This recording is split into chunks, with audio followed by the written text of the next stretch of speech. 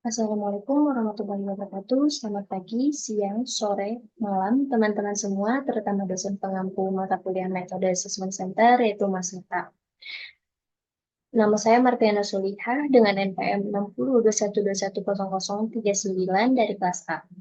Di sini saya akan menjelaskan mengenai pemahaman saya terkait apa itu Assessment Center, tes simulasi dalam Assessment Center, dan juga tools pada Assessment Center. Nah, metode assessment center merupakan metode yang digunakan untuk menilai dan mengukur kompetensi pada individu, yang mana secara sistematis, seperti kemampuan, keterampilan, dan juga pengetahuan individu, yang mana dianggap kritis sehingga dapat mendukung keberhasilan dari suatu perusahaan. Nah, dalam melakukan pengukuran dan penilaian kompetensi individu, tentunya menggunakan metode tes dan alat tes yang banyak, sehingga observer maupun asesor lebih dari satu orang, agar mendapatkan penilaian yang lebih maksimal. Nah, assessment center sendiri bertujuan untuk mengetahui kompetensi, pengetahuan, kemampuan, dan kelebihan individu dalam menjalankan tugasnya. Kemudian, tes simulasi dalam assessment center. Nah, tes simulasi dalam assessment center yang pertama yaitu ada group discussion. Nah, group discussion sendiri merupakan diskusi di mana masing-masing peserta diminta untuk membahas suatu permasalahan untuk mencapai suatu tujuan bersama. Nah, group discussion sendiri bertujuan untuk mengukur kompetensi individu dalam kemampuan mengarahkan dan juga memimpin kelompok. Grup discussion sendiri terdiri dari dua jenis. Nah, yang pertama yaitu leaderless group discussion, yang mana dalam grup discussion ini tidak terdapat pemimpin di dalamnya. Nah, masing-masing kandidat dalam grup diskusi tersebut diminta untuk membahas suatu permasalahan secara bersamaan tanpa adanya pemimpin di dalamnya. Kemudian tes ini digunakan untuk menilai kemampuan peserta dalam bekerja sama dan juga melihat bagaimana dia berkomunikasi dan juga memecahkan masalah. Nah, yang kedua terdapat focus group discussion. Nah, focus group discussion dalam assessment center merupakan sesi diskusi kelompok bukan untuk mencari solusi atau kesepakatan bersama, melainkan sebagai metode penilaian yang digunakan untuk mengamati bagaimana peserta berinteraksi, berkomunikasi, dan juga bekerja sama dalam tim. Nah, um, tes simulasi yang kedua yaitu role play. Role play sendiri merupakan salah satu tes simulasi yang mana mengharuskan peserta untuk bermain peran sesuai dengan skenario yang telah disusun oleh penyelenggara tes assessment center. Nah, role play sendiri merupakan tes pengujian yang menempatkan pesertanya ke dalam tes simulasi. Simulasi tersebut biasanya dilakukan untuk menguji situasi yang terdapat resiko tertentu yang tidak bisa diatasi. Nah, role play ini digunakan untuk menilai kemampuan peserta dalam berinteraksi dengan orang lain dan juga bagaimana dia menangani situasi yang sulit. Nah, tes simulasi yang ketiga yaitu case study. Case study ini diberikan pada peserta dengan memberikan sebuah permasalahan dalam bentuk soal yang kemudian peserta tersebut diminta untuk membuat solusi dari permasalahan yang berbentuk proposal. Nah, dari case study ini ingin melihat kemampuan problem solving dari individu.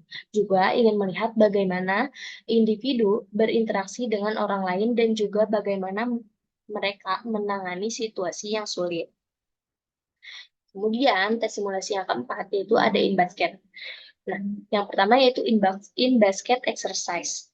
In basket exercise ini merupakan sebuah tes simulasi yang menggambarkan situasi nyata yang dihadapi oleh pegawai dalam menjalankan tugas sehari-hari. Nah, in basket exercise ini biasanya digunakan untuk menilai kemampuan peserta dalam memanage waktu, memprioritaskan tugas, dan juga bagaimana mengambil keputusan. Kemudian ada juga in-try exercise, merupakan sebuah simulasi kerja yang digunakan dalam assessment center. Nah, biasanya digunakan untuk menilai bagaimana peserta menangani situasi kerja yang penuh tekanan dan juga banyaknya informasi yang harus mereka kelola. Nah, setiap item dalam in-tray exercise ini memiliki tingkat urgensi, kompleksitas, dan juga konflik yang berbeda, di mana jumlah item yang harus ditangani tergantung pada waktu yang tersedia atau masalah-masalah yang muncul. Kemudian yang kelima yaitu tes simulasi presentation. Nah, tes simulasi presentation ini meminta peserta secara individu untuk menjelaskan suatu bentuk desain program kerja yang relevan dengan tujuan organisasi, yang kemudian dipresentasikan kepada asesor. Nah, presentasi dalam assessment center merupakan salah satu komponen yang umumnya digunakan untuk mengevaluasi kemampuan komunikasi, pemikiran analitis, dan juga kemampuan presentasi peserta. Nah, dalam presentasi assessment center, peserta biasanya diminta untuk menyampaikan informasi, argumen, atau solusi terkait topik yang dia presentasikan. Kemudian, tools yang dipakai dalam assessment center. Yang pertama yaitu ada wawancara. Nah, wawancara merupakan salah satu metode penting dalam assessment center. Nah, wawancara ini biasanya digunakan untuk mencari tahu latar belakang atau mendapatkan informasi mendalam mengenai peserta. Kemudian, menilai kemampuan peserta dalam berkomunikasi, berpikir kritis, dan juga menyelesaikan masalah. Nah, wawancara ini biasanya digunakan untuk mengetahui pengetahuan, keterampilan, dan juga pengalaman peserta yang sesuai dengan jabatan yang dipilih. Kemudian, jenis wawancara terbagi menjadi tiga. Nah, yang pertama yaitu wawancara terstruktur. Nah, yang kedua wawancara semi terstruktur, dan yang ketiga yaitu wawancara tidak terstruktur. Kemudian, yang kedua yaitu inventory.